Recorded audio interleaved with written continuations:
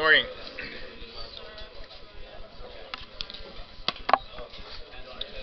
Let's continue on the spur gear design or helical gear design using AGMA equations, okay? And then we should be able to finish that today. Okay, so this is what we are doing. We are trying to calculate the bending stress, tooth bending stress, and the padding stress or the contact stress, okay? And right now we're figuring out each one of the parameters. In the first lecture, we have figured out KO, okay, the load parameter, the load factor, KV, dynamic effect factor, KS, size factor, KM, it's a load distribution one, and KB is the rim thickness. Okay, yeah.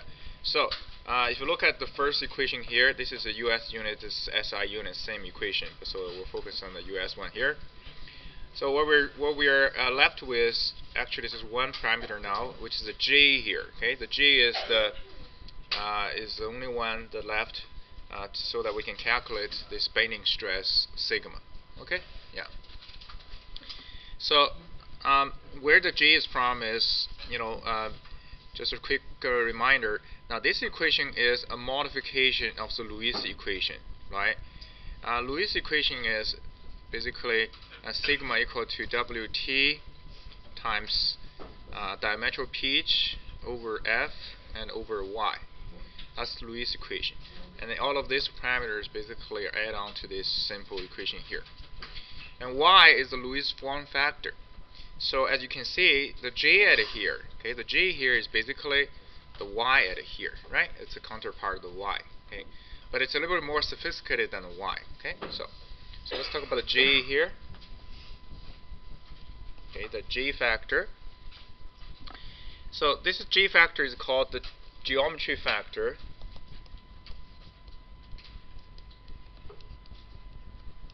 Okay, and this is geometry factor for bending stress. Because if you look at the equation of the contact stress, you have another factor here, the I, and the I is similar like a J. This is also geometry factor, but that's for the contact stress. Okay, yeah. So where do you go?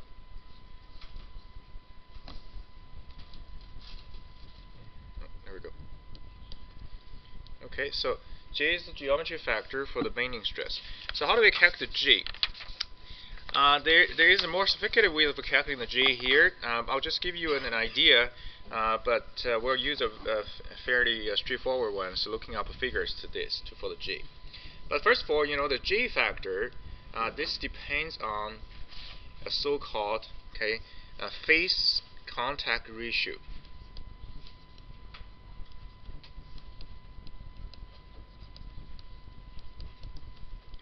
We use MF for this face contact. So what is face contact ratio? Face contact ratio is the ratio between face width and px. Px is called the axial pitch. Okay, so basically this is a face width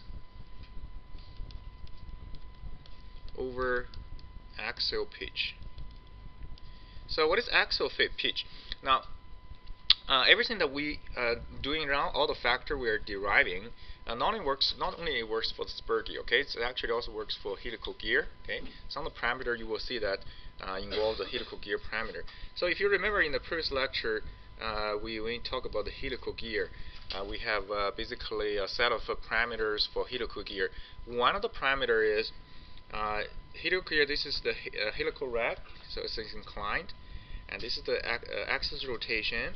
Okay, so if you find the distance, okay, from one teeth, okay, to the adjacent teeth, but it's along the axial direction, okay, so from one teeth location to the next adjacent ones in the axial direction, and that distance, okay, is called axial pitch. Okay, it's called axial pitch. So the face width over that is called the face contact ratio. So J depends on this ratio here, okay? Yeah. Now, apparently, as you can see, for spur gear,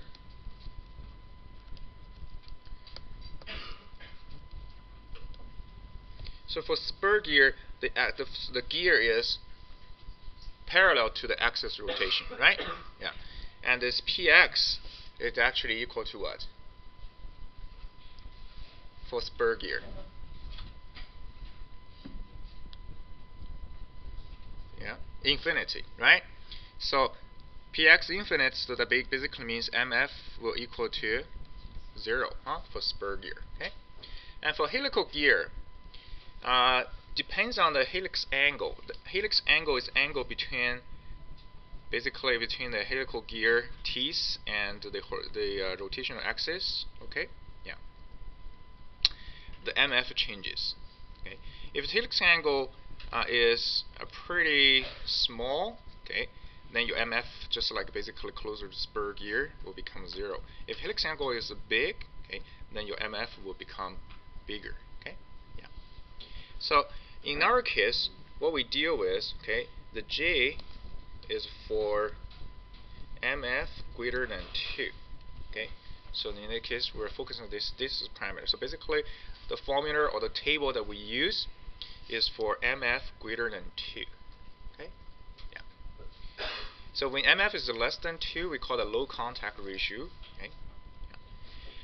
Okay. So now, how do we calculate the J is? Then the J is calculated like this. Okay. But you don't need to use this formula for your future calculation. You just need to know where the J is from. So J is calculated as this: Fy equal to Kf Mn. Okay, Mn.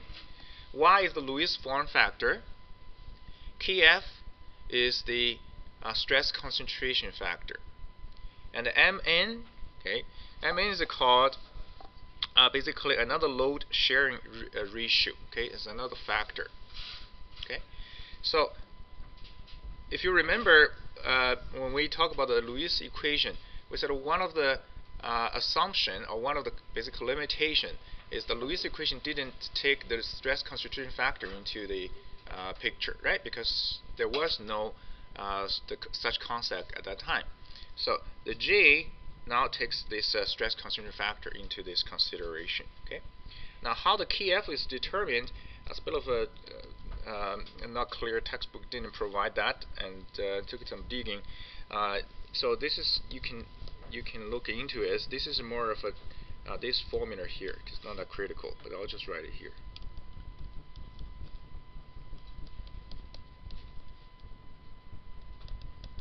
Okay. So that's how they calculate this Kf here.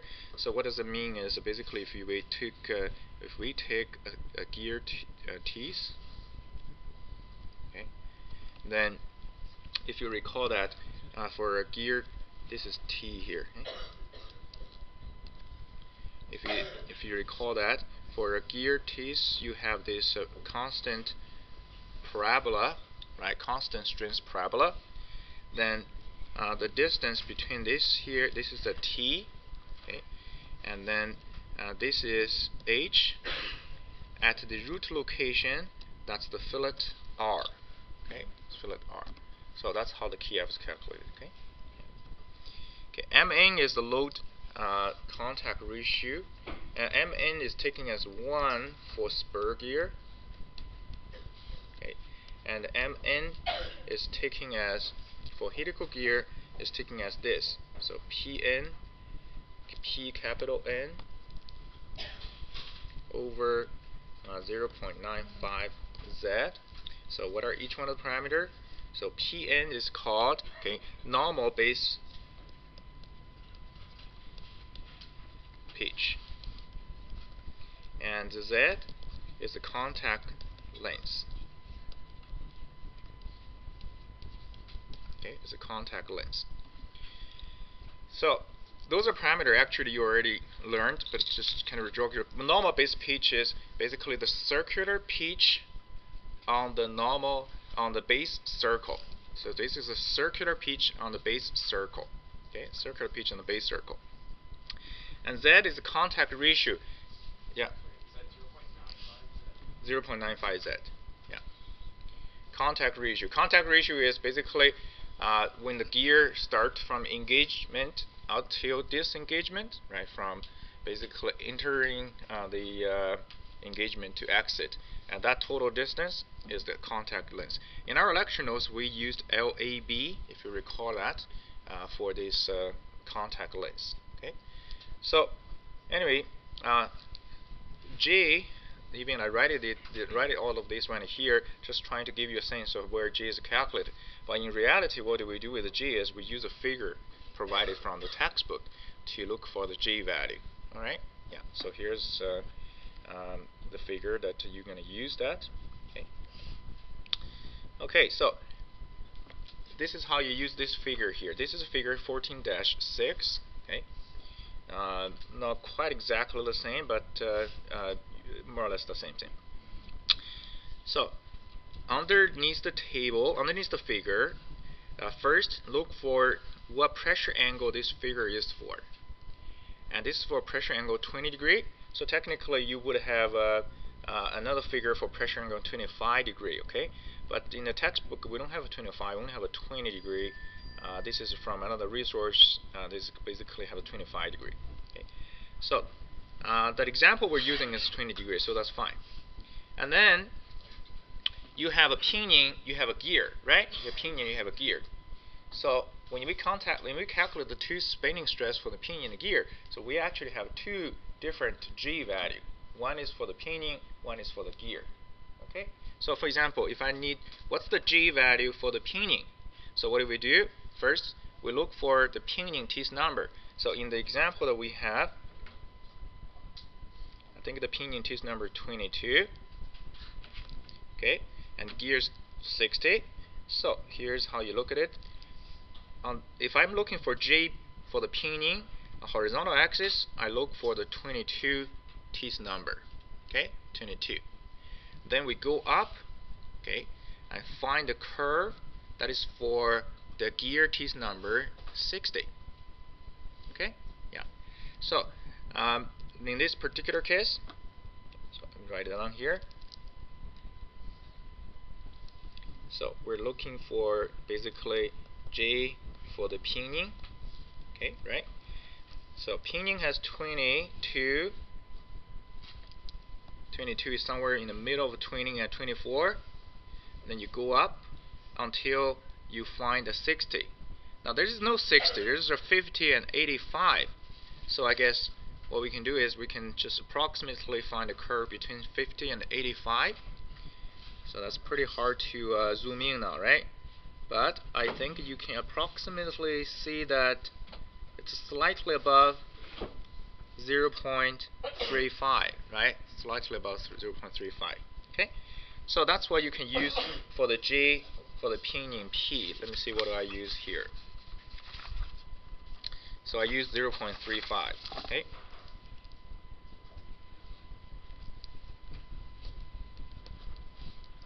This is from figure 14-6. Okay. Now this figure is for spur gear. Okay. This is for spur gear, because if you're designing for helical gear, you have a different figure to use. Okay. So similarly, you can find G for the gear. Okay. G for the gear. Let's see if we do a quick exercise here. Gear is 60. Do we have a 60 here? Well, there's a 60 here. And the pinion number is 22. So 22 is between 17 and 25. And that gives us 0.4 roughly up to this location. So it's about slightly lower than half of this scale here. So that's approximately around 0.42. Okay. Yeah. So this is basically in the only few places, okay, that in the Excel that you will have that you need a manual to enter in this number at here. Okay, yeah. I don't have a formula for exactly calculating the JP, JG. Okay, yeah. So anyway, so that's your JP and JG. So now we can calculate the bending stress for the gear and the pinion, right?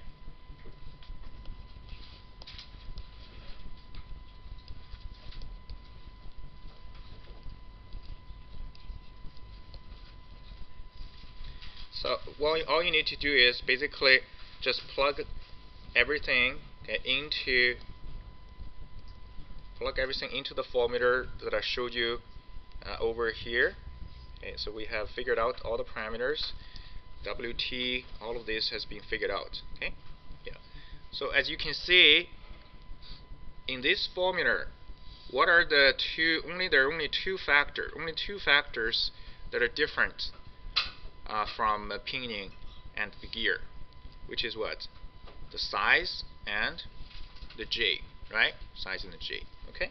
Yeah. So plug it in, so we can calculate. We get for the bending, for the pinion is 6,809.12 psi. So it really depends on how many decimals you pick. Okay, particularly when you are doing hand calculation, these numbers in the end may slightly different. Okay.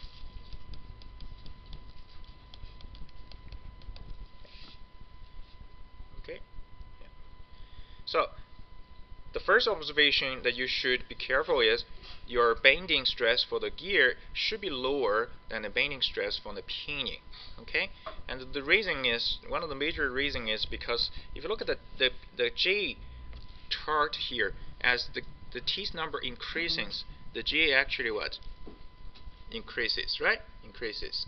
So if J increase, then according to the bending stress formula, the J is on the denominator. So basically the stress should be decreased, right? Should be decreased. Okay, and gear definitely has more teeth number than the pinion, so the gear should have less bending stress than the pinion. Okay, yeah. If your calculation is the other way around, then you should be checking into Y, right? Okay, yeah. Okay, so that's done for the bending stress. Now let's look at the contact stress, right? Look at the contact stress. What factor do we need for the contact stress? Okay, so this guy we need, and this is all done, and we need this guy, and we need this. So we have three parameters for the contact stress. Okay, yeah. So contact stress, first of all, where does the contact stress from? If you recall that contact stress is from the Hertzing stress that we have derived in the previous lecture. So we consider when the two teeth are in contact each other, we consider this pair of teeth is a pair of a cylinder, right? And the stress between the pair of cylinder is modeled using this Hertzing stress formula. And the Hertzing stress is modeled, okay, using this one here. So let me rewrite this formula.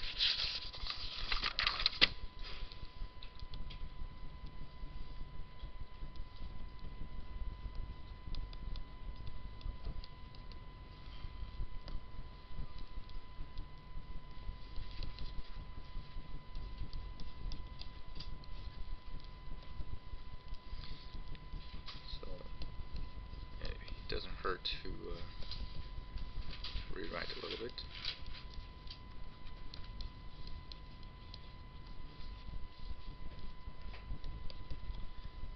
Okay, so this is a CP. Okay, this is CP, and the Hertzing stress is sigma. Hertzing stress is, we say sigma C, okay, equal to negative CP times this guy. Okay, WT over F cosine phi. Okay.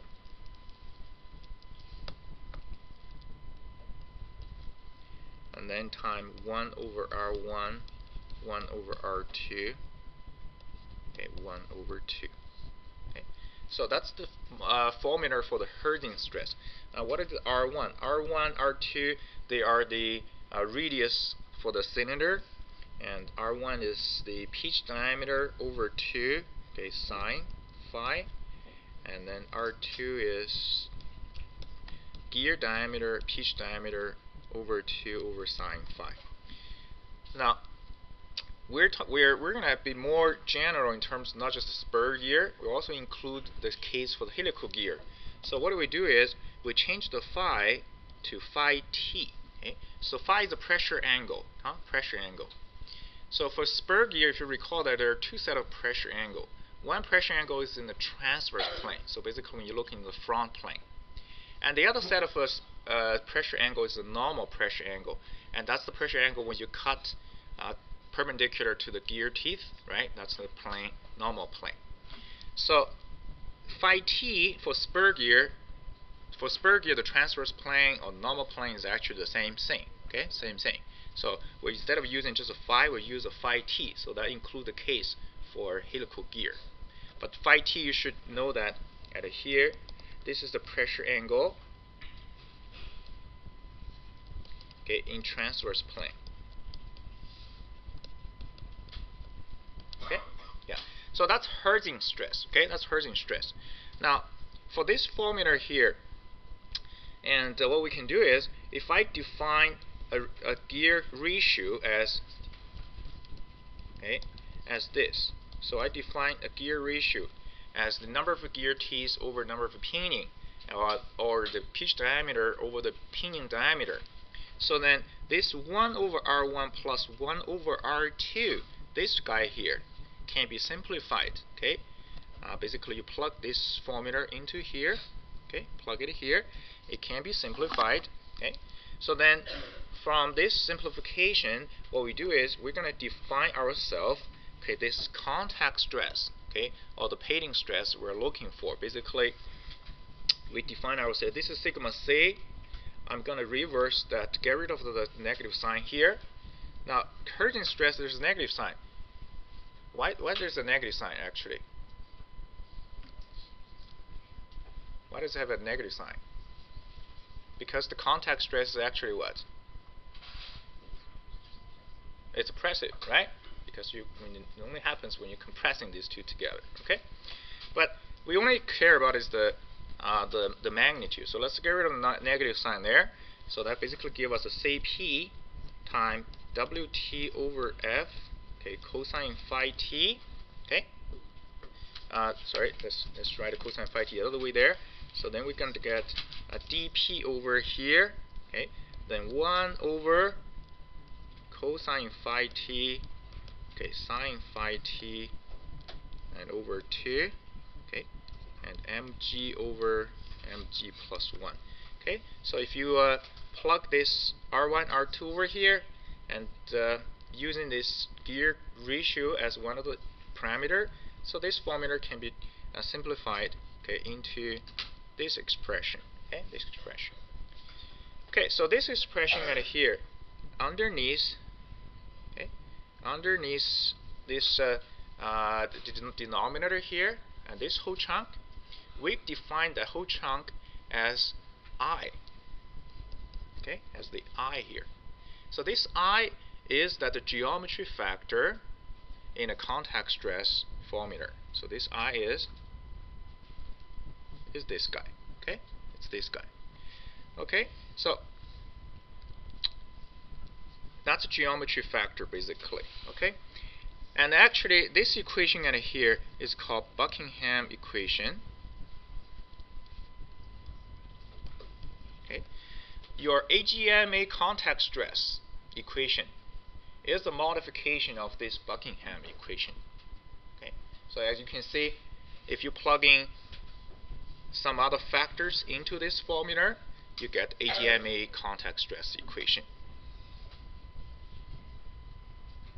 Okay, so you plug in this factor here, you get this equation. All right, yeah. So not quite over yet.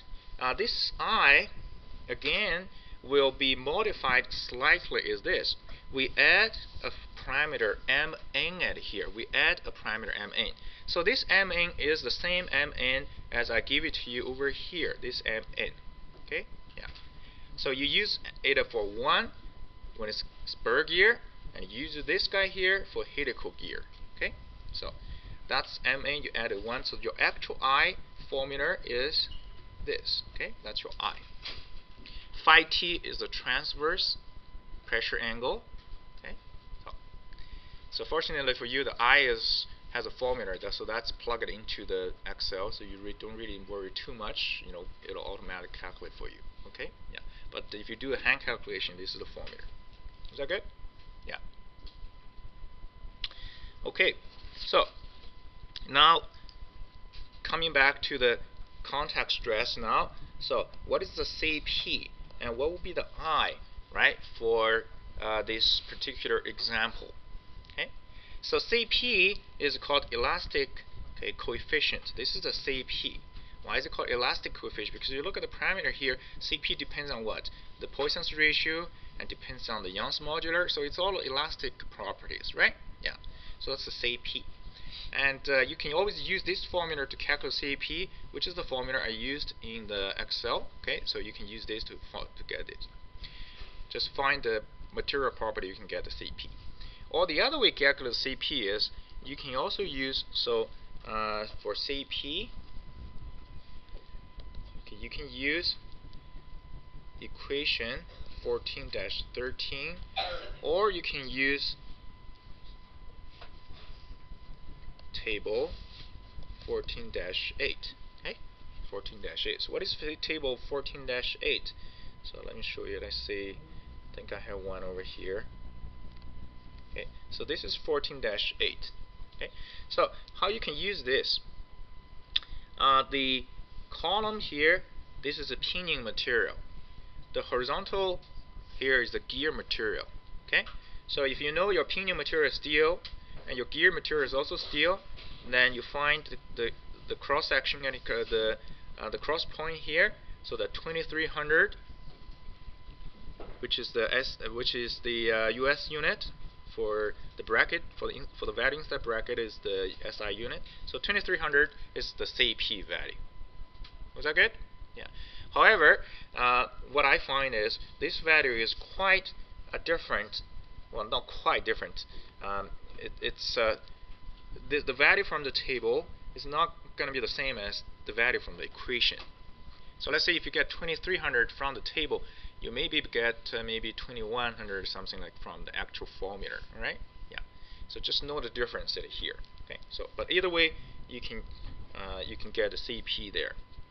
So let's say in this example, I'll just take it as an easy case. I'll use the table. So I'm going to use table there. So which means I get my CP. So consider that both the pinion and the gear are steel. So CP is 2300 here, and the unit is this, square root PSI. Okay. So both steel. So that's the CP.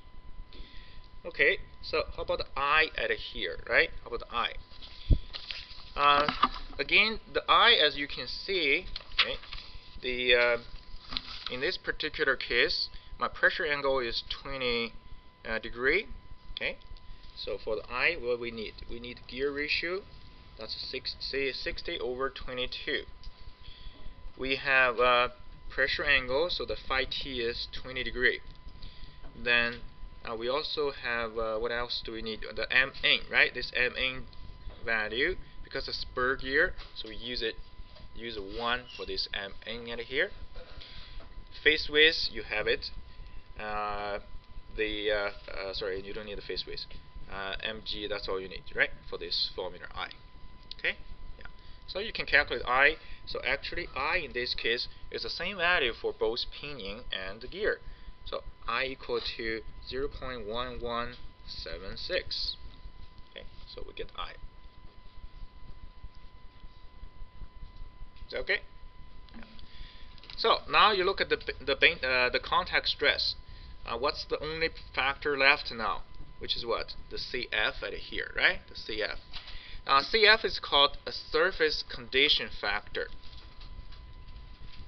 So CF is a surface condition factor. Okay. Now this factor, up to now, according to the textbook, there has not been a very systematic way of determining what this is supposed to be yet. So what do? We'll just use 1. Okay, yeah, so that's good. That's all the factor related to the surface, related to the contact stress. So now we are ready to calculate the contact stress, for the pinion And for the gear, so contact stress, we use a sigma C for the pinion, and then sigma C for the gear. Okay, sigma C for the gear. So now, if you look at this formula here, okay, if you look at this formula, what is the common factors, or what is the factor, the difference between the gear and the pinion? If you look at this one here, actually what? How many factors different for the pinion and the gear, if you recall that? It's probably a challenge here. So which one would be different? The only one is that it's different from the between the pinion and the gear is what? Is a KS. It's a size factor. Okay, and the other factors are actually all the same for the pinion and the gear. Okay, so having said this, now you can calculate sigma p size factor. We did the calculation in the previous lecture, so you can get this is basically 46842 psi. Okay. Now, if you realize that the only difference is the size factor, so actually you will be able to see that the relationship between the sigma c for the gear is this. The only thing that's different is ks for the gear over ks for the pinion, okay, and 1 over 2. Okay, the only difference, sorry, and then time sigma c p. So you don't really need to, if you do a hand calculation, you don't really need to, use all the original formula again. You can use this ratio basically here, okay, to find the difference. So that'll give you 46995. Okay, 46995. Okay. So contact stress is always slightly higher than the bending stress. Than the contact stress on the gear is always slightly higher than the contact stress on the pinion. Okay, so as you can see, the case study here. All right, so now we're done with all the stress now, right? We're done with all the stress. Okay, so what do we do next? We have to compare the stress with what? With the strength, right? So we have to compare this stress with something. So what do we compare then, right? So what we do is we need to, this is a slightly different, basically strength concept than the previous lectures. So I'll write it down here. Now we're talking about the strengths now. Okay, we're talking about strengths. Okay.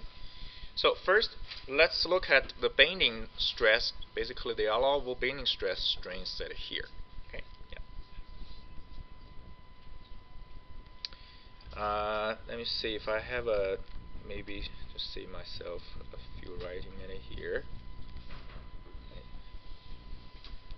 Oh, right. I think I forgot one thing at here for the G. I need to quickly mention it here. Okay. So what if you're designing a helical gear? Okay, for helical gear. Now, for the helical gear, so the J, you need to use it. You need to find the J slightly different. You need to find based on two figures. One is figure 14-7, and the other is figure 14-8.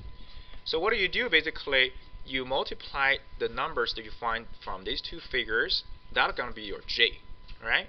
So, for example, if you're trying to find the J value for a pinion, helical gear pinion teeth of 30. So, first, what's the helix angle you're using for this one? If you're using 20 degree, right, you go up, then 30.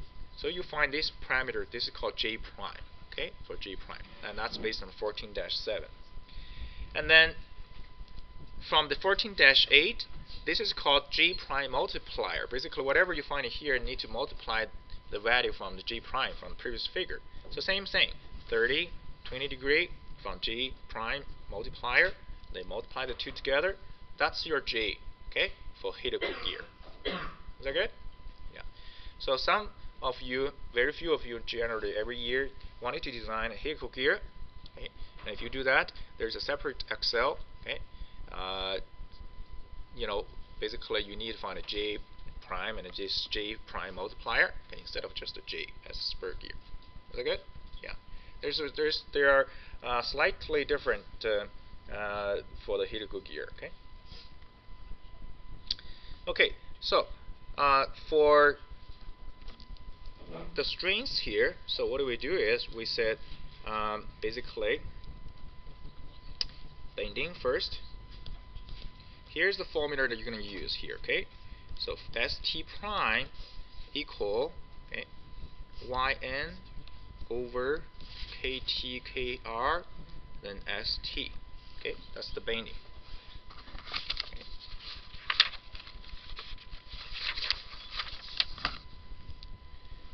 For contact, we call it SC prime equal ZNCH over KT KR and SC.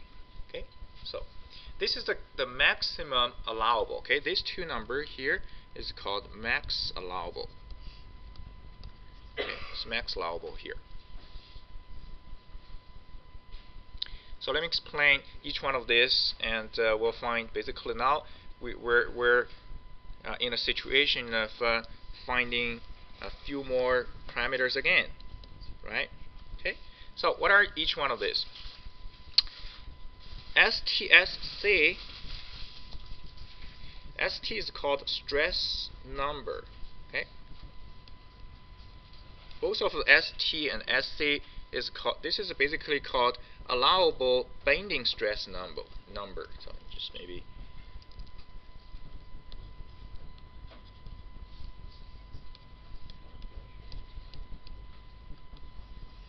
And SC is called allowable contact stress number.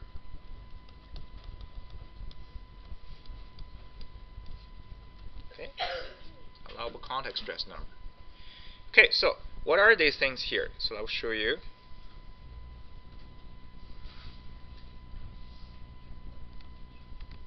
Okay, so STSC is not the strength concept for a material, right? So this is more of an empirical values, based on a different kind of test.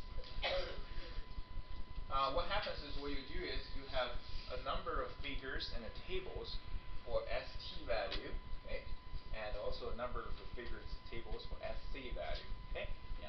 So I think I typically listed in the lecture notes, or you can look at the textbook, So for example, if I need an ST value, I can use one of the figure is figure 14-2.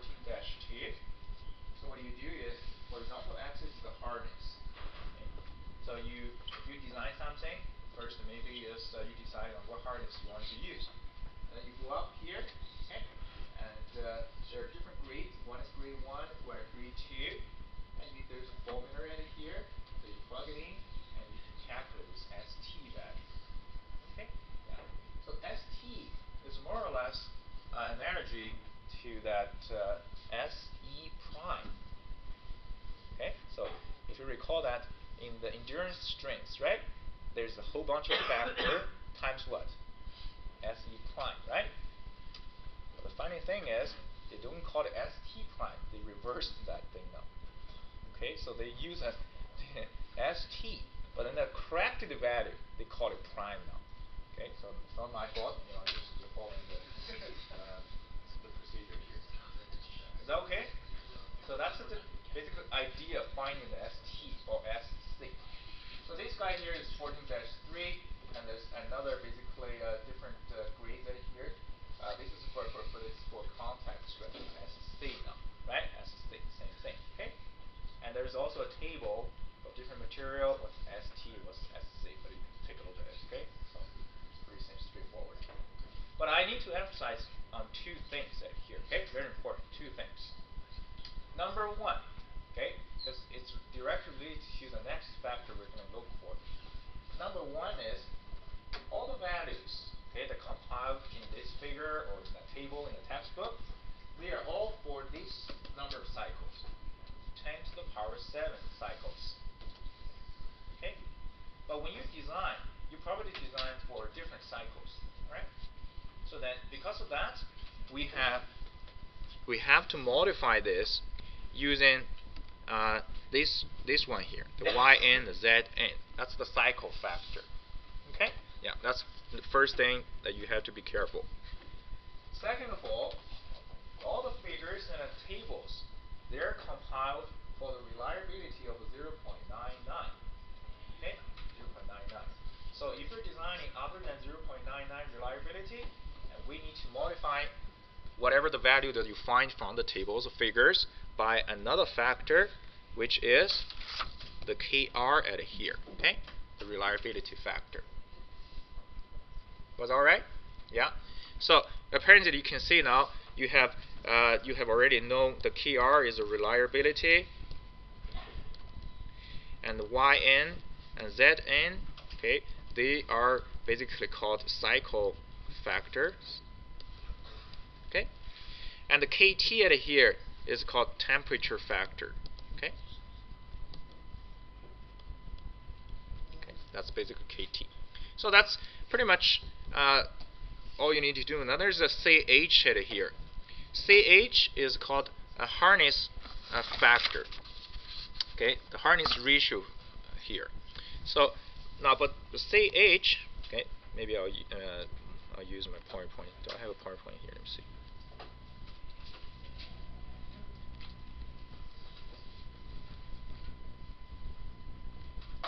Yeah, so a CH is the hardness ratio factor. Okay. Yeah. Very important is you only apply the CH to the gear. Okay, you only apply it to the gear. Why is that? Because typically the pinion is driving the gear, right? So the material you choose for the pinion, you should choose it's harder, stronger than a gear material. Okay. So when you use a stronger material to drive a little less material, and then there is this phenomenon called basically string strengthening happens, okay, or string hardening. Okay. So this is where the CH comes in picture, and those are formulas. Okay. But if this hardness of the pinion ratio over the hardness for the gear ratio is less than 1.2, then just use a 1. Okay. Just use 1. So when you do a design, you probably want to watch over here. If you want to simplify it, you always use a 1. Then you have to bear in mind the hardness ratio is less than 1.2. If you're using the same material for both the pinion and the gear, so then it's apparently going to be just 1 for the CH, right? Yeah. Okay. So those are all the factors that we're going to use it here. So now what about the YN and the ZN? Okay. So here's the YN and ZN. Yn, okay, is the cycle factor. Basically, if you're designing other than 10 to the power 7, you have to apply the Yn or Zn. So here's the Yn. There is a turning point which is right here, okay, right here. And that's actually more or less 10 to the power 7. But 10 to the power 7 is actually over here, okay? Actually over here, so it's not exactly a turning point, okay? Yeah, for the Yn. But anyway, in my formula, typically, if I design for the gear, chances are we're probably going to be in the more than 10 to the power 7 number cycles. Okay. So, but you can see now you have two options actually when it's higher than 10 to the power 7. You have two curves. Okay. And you've got two formulas. Okay. But if you look carefully, okay, zoom in, the first line actually passes through the 10 to the power 7. Basically, it's 1 at the 10 to the power 7, the first line. Okay? And that's the formula, and I used in the Excel. Okay? And you will see that. Okay? That's Yn. Is that okay? Yeah. So basically, this is the formula used for Yn. Okay? Zn, very similar too. And this is Zn here. But the difference with Zn is the turning point is exactly at 10 to the power 7, and that's 1. So you got two options for the Zn, and I think I also used the top one here for capital Zn for number cycle higher than 10 to the power 7. All right? Yeah. So you don't need to go into too much detail here. Just remember where the formula for Yn and Zn is from. Okay? Yeah. Any questions? Yeah? That's Y and Z. Okay? Yeah. giving all the numbers that are here. So now let's look at what. So this is 1, and this is for gear only. Okay. Yeah. So for this particular example, let's see what do we get. Okay. For this example right here,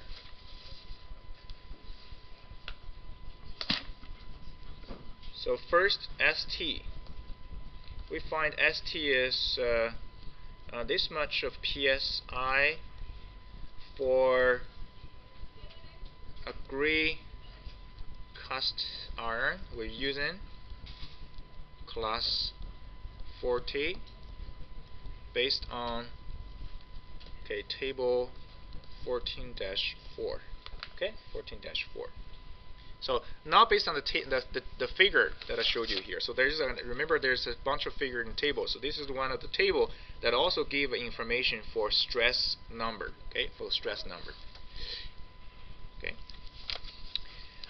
Now we also need the YN, but because the gear and the pinion actually they spin at a different velocity, right? At a different velocity. So the life for the pinion and the gear, they're actually different. Okay? Yeah. You specify a total number of hours, and because of they spin at a different. Okay. So the YN for the pinion will be different from the YN for the gear. All right? Yeah. So YN is calculated using this 1.3558 and negative 0.0178. Okay. So in this case, the N is 10 to the power of 8 for pinion.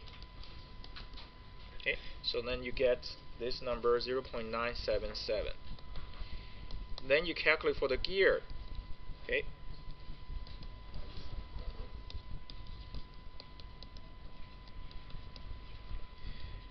Now you got to be careful is basically the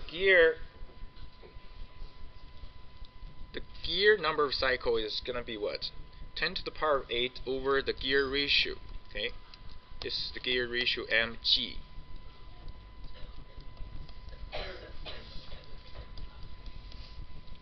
And this is this one here you can get whatever to get, and then you plug it in, you get the y of g. This is going to be 0.994. Okay, yeah. So yn for the pinion and gear, they're different. Okay, because the number of cycles, are different. Okay.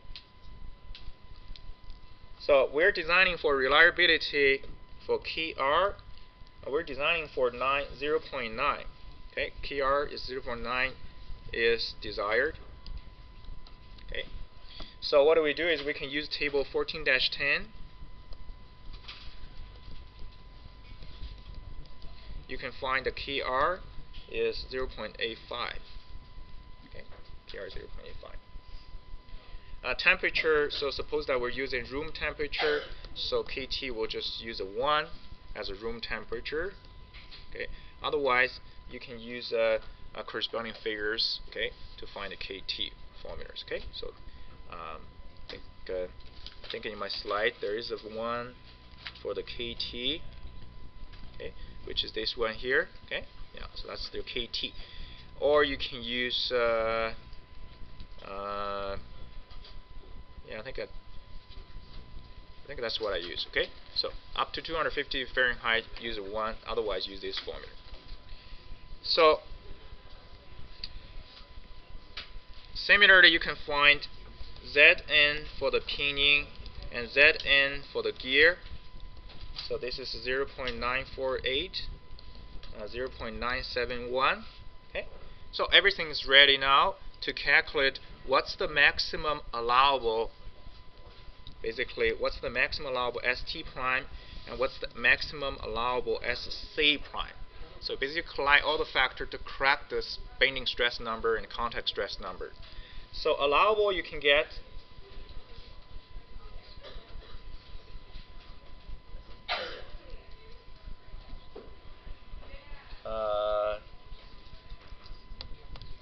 Okay, so we actually have ST prime for the pinion is 14,000 psi, and then ST prime for the gear is 15,202 psi, and SC for the pinion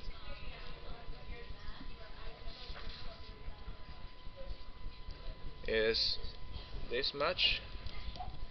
SC for the gear is this much. Okay, so you got the maximum allowable, and what do we need? We need the safety factor, right? Safety factor. So based on the maximum allowable, we have a safety factor SH for the pinion. Okay, so SF for the pinion and SF for the gear. SF for the pinion is ST prime for the pinion over sigma B for the pinion, and this is SP prime for the gear over sigma B for the gear. Okay, so you get the safety factor. All right, sorry about a little delay here. So anyway, we'll wrap up a little bit in the next lecture.